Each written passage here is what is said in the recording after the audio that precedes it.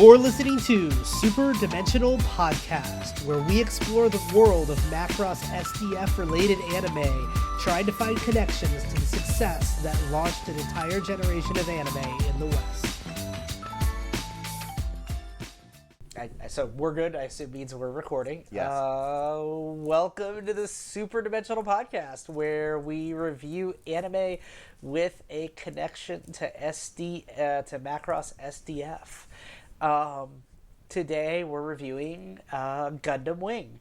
And to take us away, we're going to talk about the connection to SDF. So really, from a personal connection, let me kind of share the... Oh, so I'm Matt, by the way. Yeah, I'm Marsh. Yeah, so I have another person here with me. Hi. Hi. So here's the personal connection for me, and we talked about it a little bit in one of the earlier podcasts, which is we wanted more Macross SDF, and what we got was Wing. And I had to look that up and really understand from a timeline standpoint, and it came down to the fact that Gundam Wing aired its first day on Toonami on March 6, 2000. And you want to know what aired almost a year earlier and had a chance to play through? Yeah. I mean, it almost to the day, March 17th, 1999, Robotech. Yeah, like 99 and 2000 was when all the shows, like Dragon Ball Z, like the redone, Yeah. expanded version where they kept going. Like all those shows kind of came out at the same time, and just to date us, we were basically in high school at the time, so it was very formidable time for us. And so all of these shows, we have like a personal connection to, more than just like looking for links. Yeah, so this one, it's definitely a little bit more of a personal connection, and being as we try to stick to like an SDF plus one connection, meaning, or N plus one, but SDF plus one is what I jokingly call it, where we try to do direct correlations. For us, this is more of a personal one. We've referenced it in other podcasts too. The other thing I wanted to bring up is this wasn't even the first Gundam to feature a Gundam that turns into a plane either. Mm-hmm. That was technically Mobile Suit Zeta Gundam, which came out in 85, 86. No, I didn't know that. I thought this was the first one. No, I had to look it up too. I thought so as well, but So I'm like... that was Macross AF. It was, but specifically for Gundam Suit Zeta, for Mobile Suit Gundam, Mobile Suit Zeta Gundam. This is as bad as trying to pronounce a Formula One team. When you try to pronounce Gundam names, they start getting a little crazy sometimes. So, yeah, I had fun. I was plugging it into AI. I'm like, find me any connection between Gundam Wing and Macross SDF, and even AI is like, no, sorry. I mean, there's similar-ish animes, but that's about where it ends. I'm like, thanks, AI. Mm-hmm. You did a little bit more digging, though. Do you want to tell us about that? Yeah, so there is it's kind of a N+2 connection, and it'll probably be the next episode after this. But the connection is Katsuyuki Sumisawa, which he is a writer. He was the main writer for Gundam Wing, and he was a writer for Sailor Moon. And you're like, wait, what? Listen to the next episode. So the link to Macross is the main writer for this worked on Sailor Moon. That is the closest we can get. Pretty much mandates Sailor Moon, which we may or may not have already watched the first 2 episodes of. Yeah, so that's about it for a connection, but obviously, again, that kind of super deep personal connection. So what I'm guessing, like with the personal connection, what we're trying to check here is we were introduced to both Gundam Wing and SDF at essentially the same time. We had already gotten SDF in our system. But we were introduced to it basically at the same time of our lives, and it almost like kind of the same amount of time passed before we were more or less reintroduced to it. Like a couple of times since then, I remember trying to watch Gundam Wing and never really got into it. I've never watched it in full since basically high school. Yeah. So it's interesting to kind of look at it from our perspective, because at the time I remember liking both of them quite a bit. So it's kind of interesting to look back now to see if anything's changed. Oh, I meant to say this every podcast. We're trying to get ironed out to a general agenda. Our goal of this podcast ultimately is to figure out what made SDF so good and why that magic was never able to be fully captured again. Zero. But yeah, so yes, it was a very iconic moment. And to be honest, I tried to rewatch it a couple of years ago. I think I was probably not as open to anime at that time. That kind of rewatching Macross has reopened me, because it wasn't as, I know we're kind of getting into the little bit first reaction, wasn't as bad as I remembered, but I think I started off in the middle or possibly watching Endless Waltz, and I guess maybe some of the early introductions weren't as bad as how some of them eventually ended up. First, you hit me with your first reaction before we do my formal. Come on, what you got? Well, in my opinion, it's not very good. It's sad because on certain aspects they are trying pretty hard. Like I think the setting is unique. Certainly the uniforms are very unique. Feels like 1800s, like Napoleon level uniforms. Like they're really cool. Yeah. But on the other hand, it's like it's so emo and. It's I have like so many notes that say emo on here. It's like it's power fantasy, like so unrealistic. Like the thing I describe Gundam Wing as is you can miss the enemy mechs and they still explode, and that literally it happened. I'm like, I remember that. That is how this is. You don't even have to shoot them and they still explode. The first episode wasn't so bad for that. It started to get a little bit ridiculous in the second, when Duo could just sigh through. He was 1/32 of the size of a ship, and he sliced through a battleship in one swing. But he could slice through a battleship in one swing. So I want to defend the killing enemies in one blow on episode 1. Whatever the Chinese dude one is, where he has the flamethrower. He used a flamethrower on airplanes, and he shot between the airplanes, and they exploded. I didn't even catch that. So, okay, I have to step it back to the emo, is that you have five unique Gundams with 5 unique pilots that are all just a slightly different flavor of emo. Like, that's how I would describe this. I love the art style. I do. I didn't think the first episode was super rough. It definitely wasn't as good as Seed or even, honestly, Mobile Suit Gundam. But I love the art style. I love the way they drew everything. I love the uniforms. I love the Gundam designs. I love the hand-drawn. I mean, for me... This is peak hand-drawn era. It is peak hand-drawn. For me, it really felt like if you had this art style with Seed... I mean, I want to watch the rest of Seed before I make this statement, but I feel if you had this art style with Seed, you'd probably have something quite spectacular. And I will not watch the rest of this again, truthfully. I know I'm jumping the gun now to will you finish it? No. I probably will watch Endless Waltz, just to round out that flavor. And it's a movie, so it's not too much of a commitment. The commitment's low.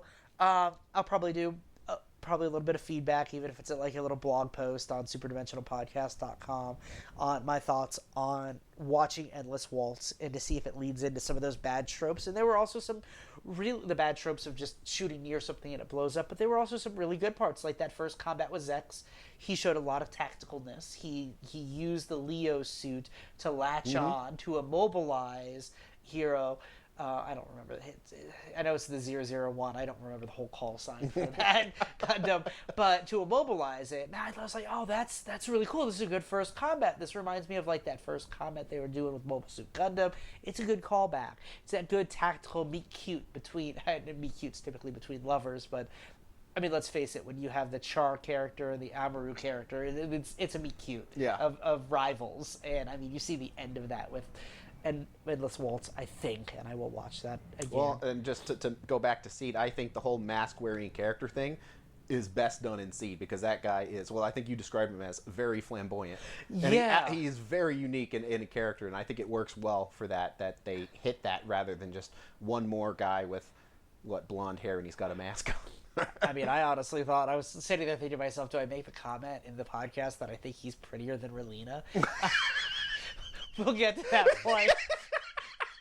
I like Zex more than most of the other characters in that series. He is a very pretty man. He is. And the maskless Zex at the end and his opposing Gundam, pretty cool stuff. So, will you finish? Nope. I didn't think so. Nope. Are you open to watching Endless Waltz? Yeah. I remember. Well, I remember the animation quality is bonkers in Endless Waltz. I remember that being a really pretty movie. And hand drawn. Yep. And it follows that same I will have to look at the release year, but it might be. And it's like 2 hours and it's done. It's you can kind of say the same thing, like about Do You Remember Love, where some people have been like, I don't know if I want to go through like 36 episodes of Macross. I'm like, well, here's a movie. They jammed everything they could into 2 hours. Have fun. But it's like, if you think you don't like it, it's like you could just bail, and it's not like you spent 10 episodes watching something and then you decide to give up on it. So. All right, so normally this is the part where Yeah. we bring up major staff connections to the episode. We kind of already hit did that. SDF +2 or N +2 Yeah. connection. Definitely a stretch, but we're going to reference Zero. For me, the actual connection really comes down to the Toonami aired Robotech for 1 year, and we ended up having to watch it on a loop and wonder why the heck it was we were watching it on a loop. And then this aired. And it was like, okay, we just wanted more SDF. This filled a gap for us. I mean, we all had that partner in our lives. Well, and we're also at the emo age where this hit, where when you compare things like, you know, Gundam Seed or even the original Gundam, it doesn't have quite the same emo feel to it, so it doesn't appeal to that age group quite as much as it could, or at least they appealed to different aspects of that age group, where this one went straight for emo. And that was, I imagine it was a lot stronger in like the late 90s, the whole emo thing, compared to it is now. Like it was My like Chemical Romance, Paramore, Dashboard Confessionals, Panic at the Disco, Fall Out Boy. I mean, all of these do you started. want me to get a knife? Right, like this is the time period in the States. I listened to every one of those. I know you did. I did too. I mean, it really starts with 2003, but yeah, I mean, it's all around that same time period. Emo was in. The Used, that's about the earliest I see on this list, 2002. But yeah, that's it. It was the emo time period, for sure. And that's kind of bad. I guess we could talk about that a little bit later. Well, but it's kind of, but it dates it. Like when you latch onto a very specific thing that ended up not being very relevant to the future. You know exactly when they made this show just by looking at how emo it is. And like, even really, The cat is the one that's making noise. yeah. Last There's time we had literally a two dog, dogs on the couch and they're completely silent. completely silent, and my very vocal. Not mine. That one's the kids. That I do not claim that cat. I don't even close to. All right. So yes, I have cats. We know I have dogs from the last episode.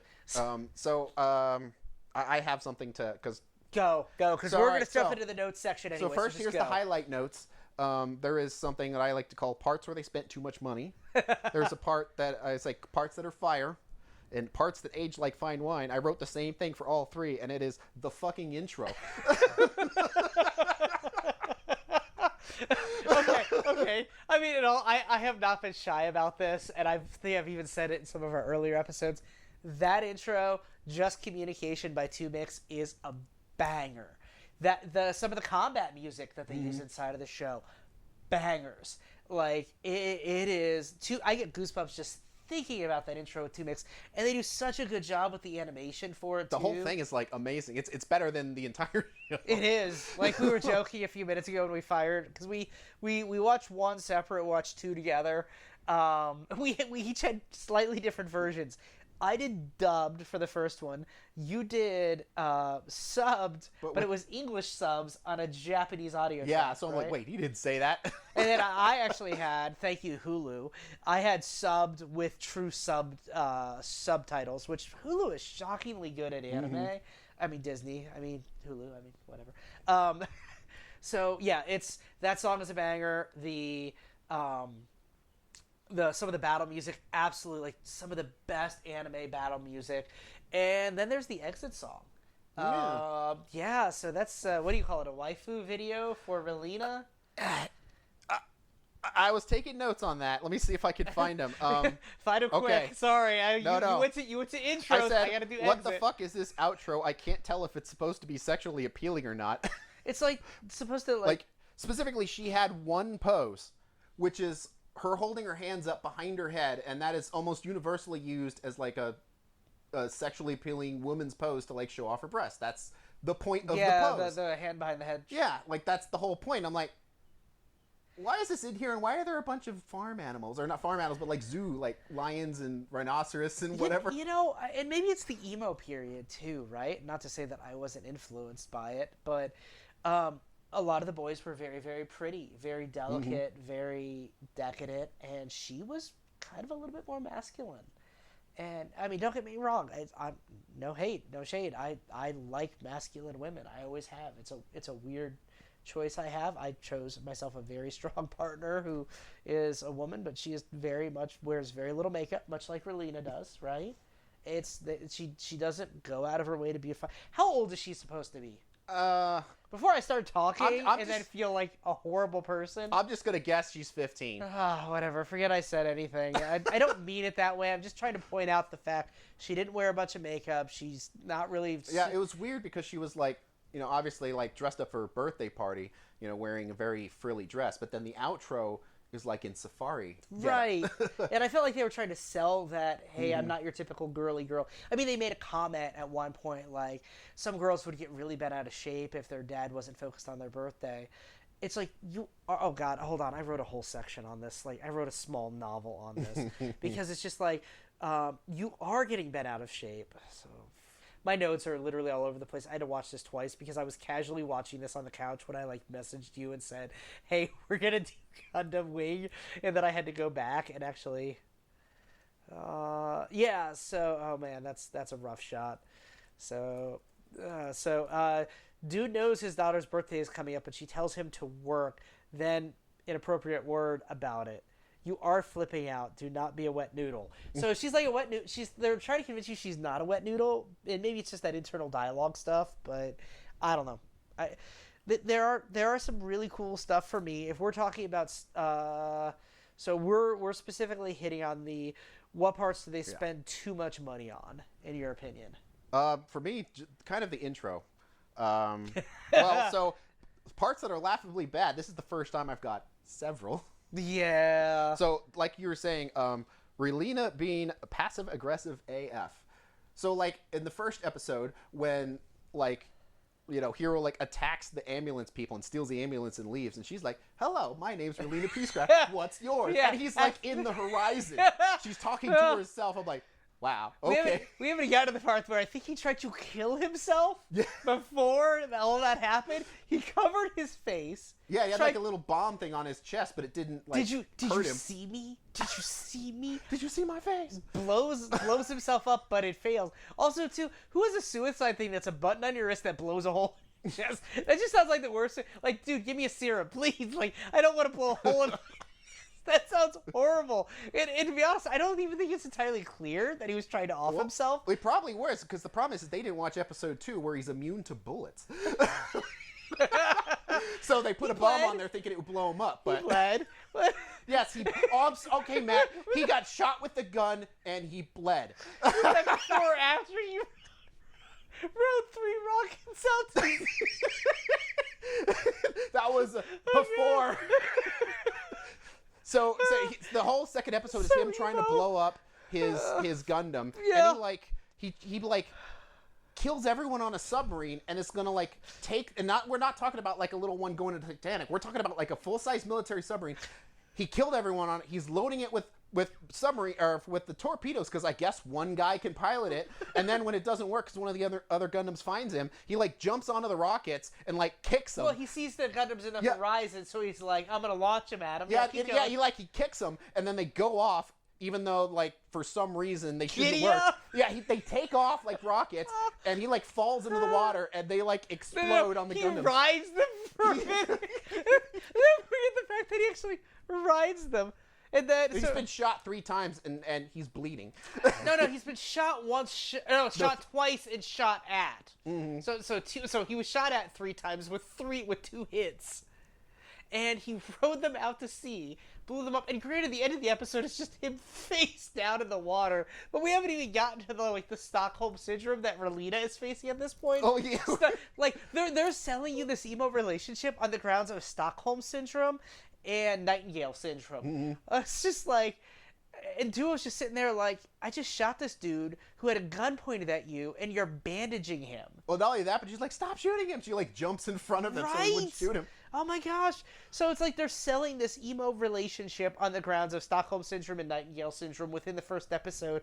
Like, so super and like emo. so end of episode 1 where she's like, here, come to my birthday party, and he rips the Oh, invitation yeah, in we didn't half, even and step- she's like, she starts to cry. He walks by her, Brushes- wipes a tear No, away, yes. and then he says, I'm gonna kill you. No, he just says, "I'll kill you." I'll kill you. Like literally, it's Jeffrey Dunham, I think, is the puppet. All I could hear is "I kill you" by the terrorist puppet. That's all I could hear is "I kill you." I was like, "Oh God, this is so emo." I have emo in like 13 different notes here. It's overwhelming. It is. So laughably bad for me for the animation was the they challenged certain physics things, and they had like friction, atmosphere, breaking away of things, but yet underwater they talk, and they even talk about the thermal weapon underwater, but like Gundams, maybe it's just they're trying to sell them as OPAF, but I have that note in here too. It's just that's the biggest thing. It's every Gundam is a god machine in this. There's nothing at stake. Like, so even after Hero launches those torpedoes and he's convinced it will destroy them, what did it do? It knocked them back into the water. They didn't even take any damage. Oh, so let's just talk about the different brands of emo we have. So Duo's like your cool emo guy, right? He's like long-haired, cool emo guy. Yeah, and then Troa. I'm trying to He's remember. like he speaks with animals, emo. Yeah, and I prefer animals over people. You guys don't understand them. And then you have I can never pronounce his name. Quatra. Hey guys, be cool, peace, love. So I gotta bring this up from the first episode. Like, we don't have to do this. Put your guns down. I don't even know the quote, but it's just like, literally, you cannot talk peace with a gun in someone's head. Yeah, he's literally going into battle with a god-killing machine, and he's like, let's not fight. It's not fun. It's easy for you to say, buddy. The emo hippie. And then Chang, I don't remember too much about his character. I never made a strong connection there. But just kind of that strong discipline emo, I guess. But it feels like they're all slightly unique flavors of emo. And Hero's just layers of emo. Apparently he's awesome at everything, though. Mm-hmm. There is a little bit of Gundam Jesus going on here. There is. I can fence, I can ride a horse, I can ride... I can ride a rocket. Same episode. I didn't know they were leading into that with showing how good he was on horses. I'm trying so hard not to cough. I had to clear my throat on that one. I figured while you were laughing was a good time to do it. I've been fighting a cold all week. But yes, I can ride horses. I can ride anything. I can ride missiles. All right, let's get back to our actual notes section now. So let's say parts were laughably bad. I know I've mentioned it, but mechs blowing up even when you miss them. Yeah, like a lot of times you hit them with one bullet and they explode, and it's not like cool animation explode where you see the parts go away. It disappears into a circular ball, like a nuclear explosion, or just a circular ball. Yeah, like it's also probably. I was joking about it before. I am glad I got it from somewhere. Gundanium. Yes, you did actually. That was episode 2. Was that 1 or 2 that you brought that up? Maybe both, but it's yeah. You're right. I thought about that when I saw that. It was like Marsha's right. It's made out of Gundanium. So it's not like Gundam Seed where it has a special type of armor like that is electric and it has to be turned on or phase shift. It's just OPAF. Yeah, it's Gundanium. We got it from somewhere. It's really strong. It's OPAF. Yeah, it's just some special super space. Well, material. in a world where you miss your enemies and they still explode, having a guy that you can miss and it doesn't explode, or having a guy you can hit and it doesn't explode, is incredibly OP. And it's like it's like this whole anime is like power fantasy anime. It's weird. It really is. It's hard. Now, this is probably the adults in us, but it's hard to take it seriously when there's no stakes. Like you never at once are like, I wonder if he's gonna die, or at least the Gundam pilot. Like in a lot of shows, like, well, he's the main character, so he probably won't. But here, you're like, you don't even think about it because it's not even close. You're just like, all right, I wonder when all these guys are gonna die because a Gundam shows up, and that's even the point. Like when Zex is like, anyone who sees a Gundam dies, and he says that in both episodes. Because that is how OP they are, where even if you try to run away, they'll still kill you. They won't even let you escape. So even if you're in a helicopter, they'll still shoot you. Okay.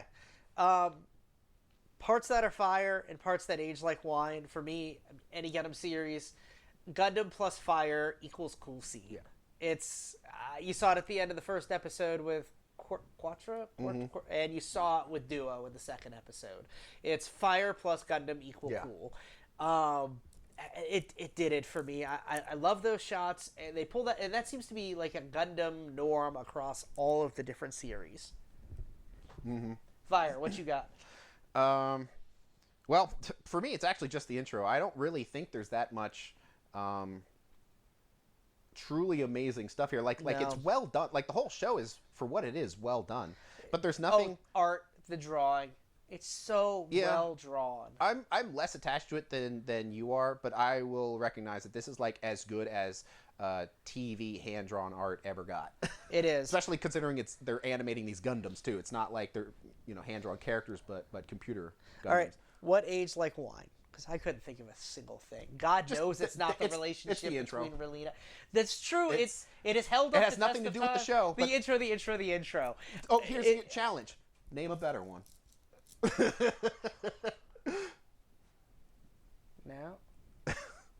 No, I can't. Not an anime intro. I'm honestly not an anything intro. It's just, so the way it cuts, the way it does everything. I'm sure you did the same thing. Like in high school, we when our 56K modems or whatever. You probably actually had some amount of high speed internet, but we would net zero till I had DSL. Yeah, we would download the intro just video file and just watch it on our computer because it was so good. It was plenty entertaining just to watch the intro. I had this video connection out to my freaking TV. Just have Dragon Ball and Gundam I'd wait 5 hours to download this 2-minute video because it's so cool. Yeah, it was. So it's funny. So I do notes a little differently. You kind of align the notes to it. I take notes at the time and then I see which note hits me when we do the topics. But you're right. What age like wine? The intro. What is fire? The intro. What did they spend too much money on? The intro. What's the best music? The intro. What's the best art and animation? The intro. So yes, we can agree the intro is fire. What aged like milk? Well, the ending animation is just kind of weird.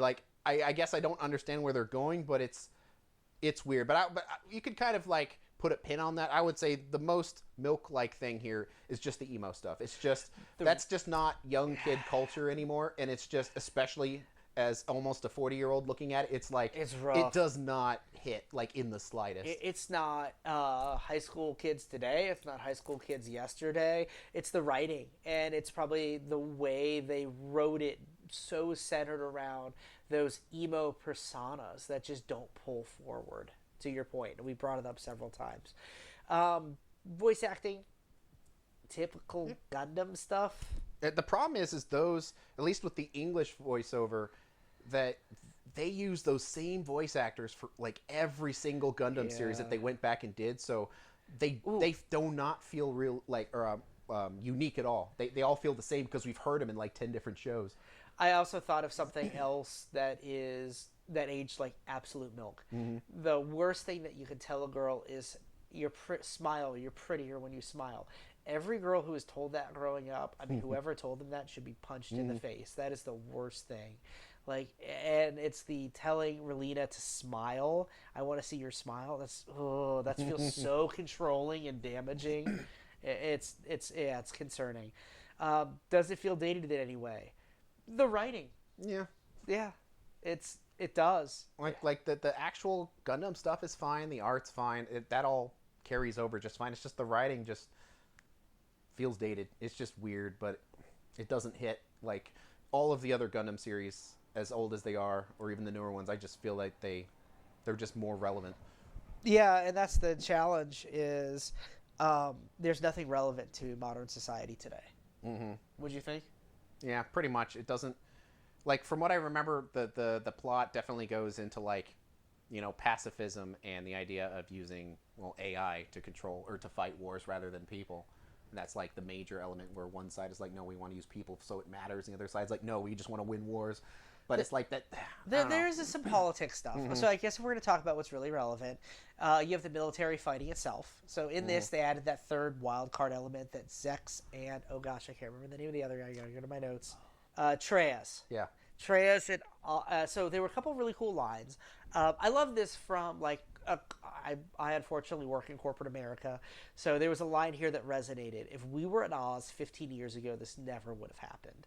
And that was kind of cool from like when I start thinking about some of the writing that had some stuff where they were thinking about the politics, two organizations trying to coexist together.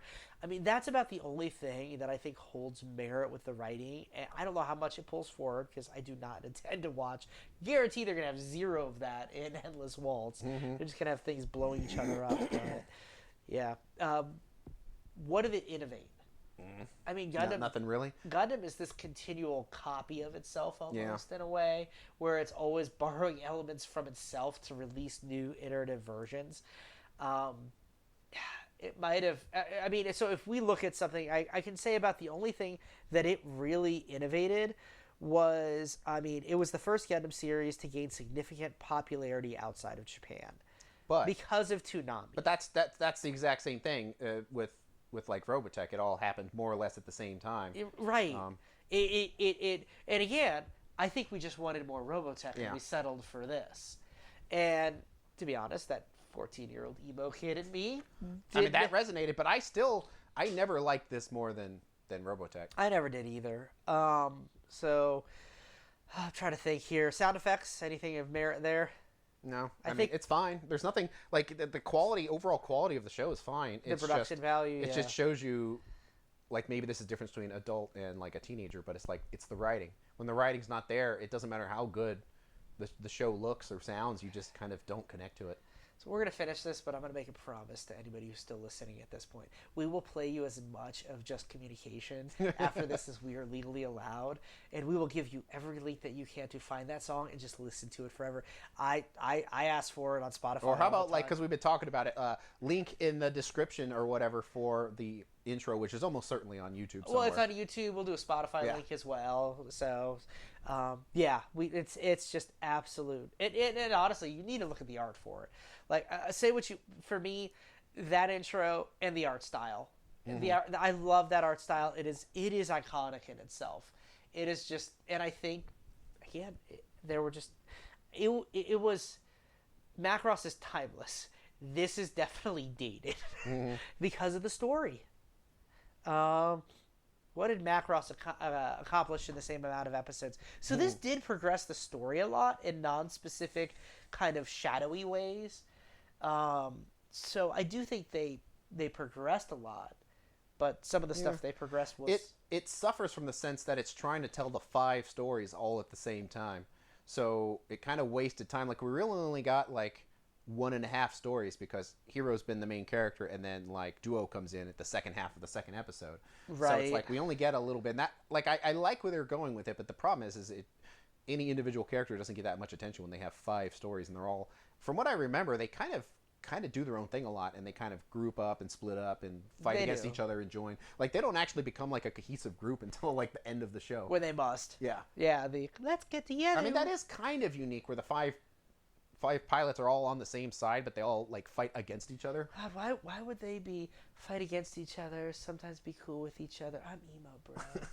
It's kind of the same thing. You can't pin me down, man. I'm emo. It depends what I'm feeling that day. Okay, sorry, I'll stop. But yes, it's rough. So we just compared it to Macross. This is the point where we score it. Well, what about what else you got? just general notes? Yeah. I'll go through my general notes too. Let's see. I'll add a section to the agenda where we got to go through all general notes now. Even if they're just funny stuff that we wrote down in the middle of this, which I know I've got a bunch.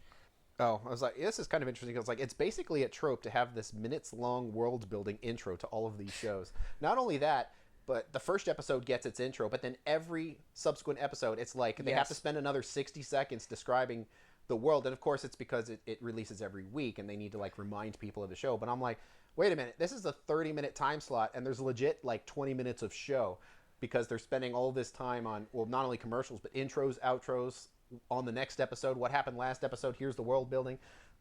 Yep, I have the same note. Does the replay of the scenario again. I mean, it might be a Gundam thing that pulls forward. Does C do that? Yeah, okay. I think it did. At least in certainly the earlier episodes. Slice, boom, fire. Here's a cool thing. There was the Leo that Zex was in. Yeah. And he was like falling down, and someone took one of the flying ones and like slapped a parachute on his back so he wouldn't die when he hit the ground. That was a That was very cool. tactical fight. Like that was Yeah. actually that was a good thing. There were some really redeemable elements. No Gundam Jesus here, just a bunch of emo kids, each with unique flavor of emo. That's literally what I have for a note.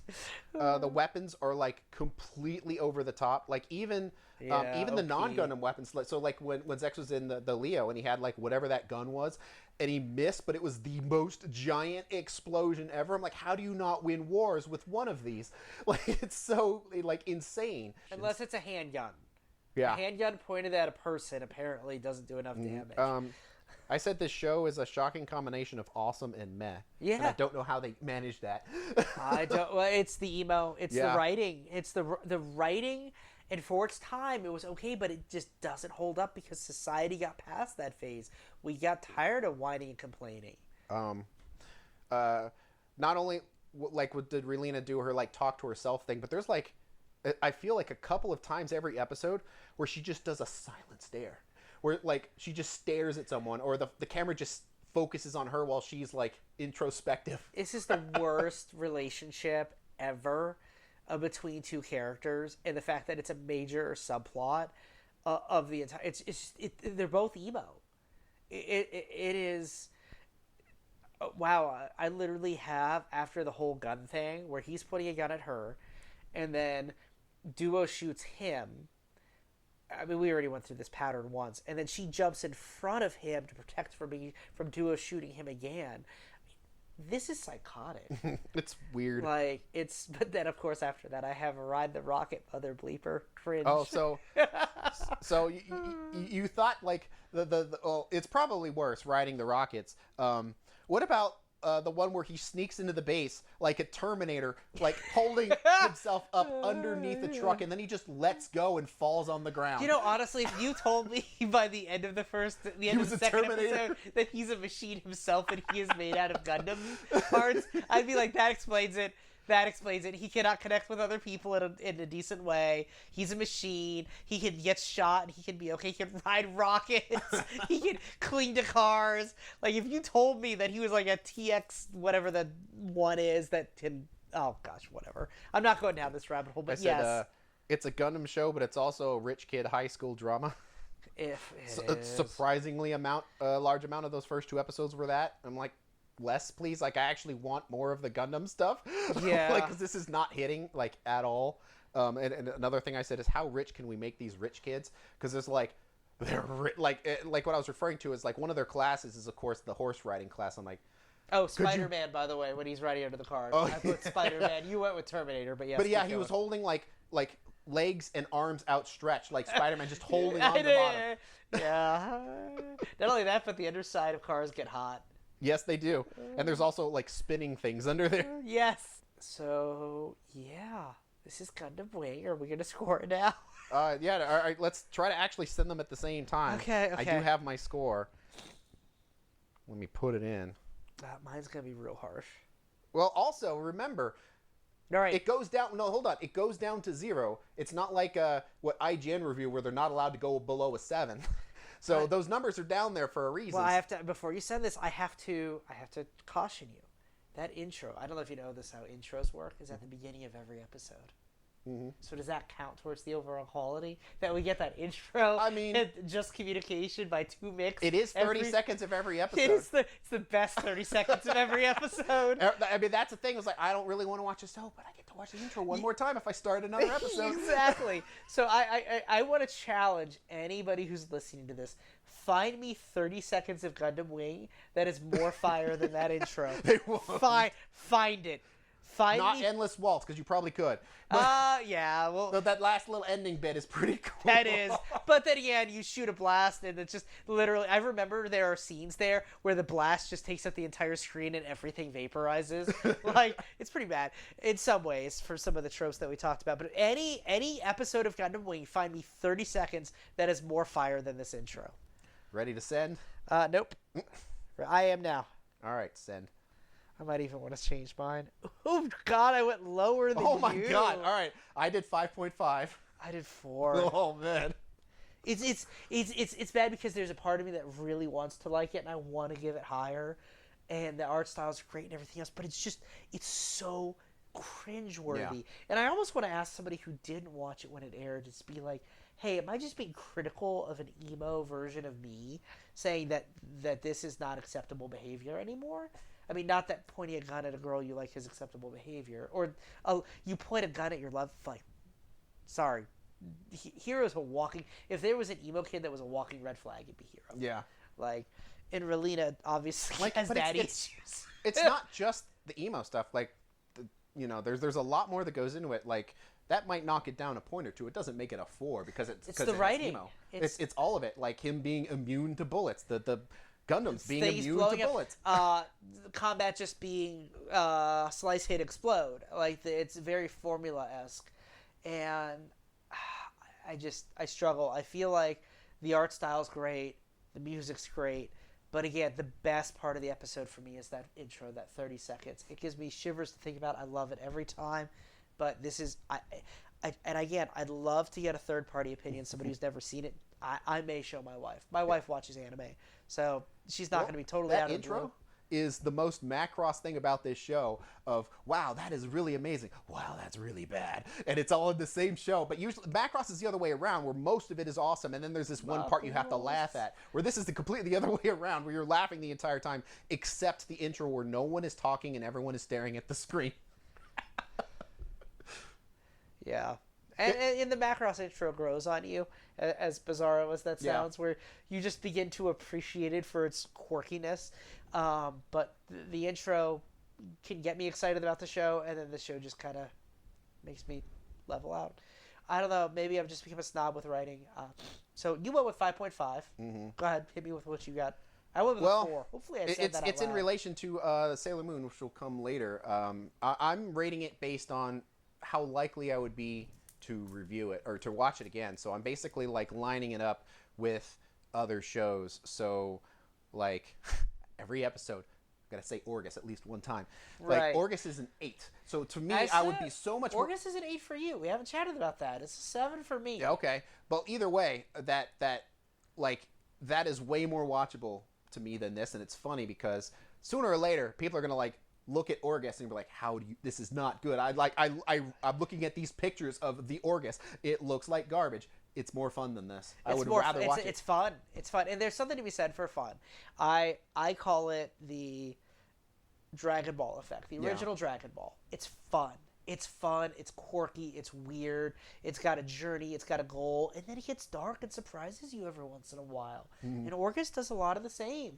It's fun. It's quirky. You got your Master Roshi character who can't figure out boundaries with women, and they grow and they learn. And like going back to, I think I gave, or we both gave the original Gundam a 7, and that's infinitely more watchable than this. It's not even close. It's funny because the animations, the art style, and everything else, but it's fine for what it is. It has writing, like real writing.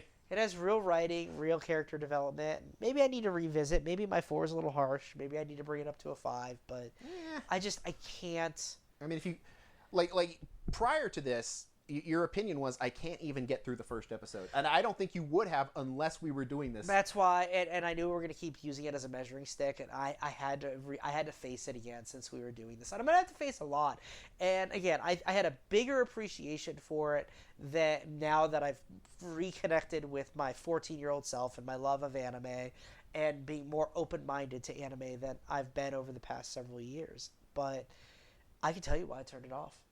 It's that I got to I'll kill you, and I was like, this is ridiculous. This is a walking joke. Like I couldn't do it. I got through all the way. I didn't even tell you where I turned it off. I knew where I turned it off. I'll kill you. That was where. Like, fudge. Okay, so on that note, we're going to do something infinitely more fun for the next podcast. We know what it's going to be this time because we've already watched it. We already watched it. We already even have notes on it, but we're going to like rewatch it in the background as we do the next podcast. So where are we at time-wise on this? How do we do this time? It'll just say... Hey, 44. Not bad. Uh-huh. So we're hitting pretty consistent there. Yep. I'm excited to get these. Most people don't have this much content when they start a podcast. We're going to have like 4 episodes. So yeah, we actually know the next episode is going to be on Sailor Moon. It is going to be on actually Sailor has Moon. a Macross SDF connection, a big one. It has a SDF +1 connection that's not a emotional connection or historical connection for us. But I do think, especially in the States, there is an informal connection between Gundam Wing and Robotech. Yep. So. All right. Well, we'll see you on the next episode. See y'all. Bye. Thank you for listening to Super Dimensional Podcast. We have more episodes on the way, so stay tuned. Big shout out to Digging for Roots on SoundCloud. Catch y'all later.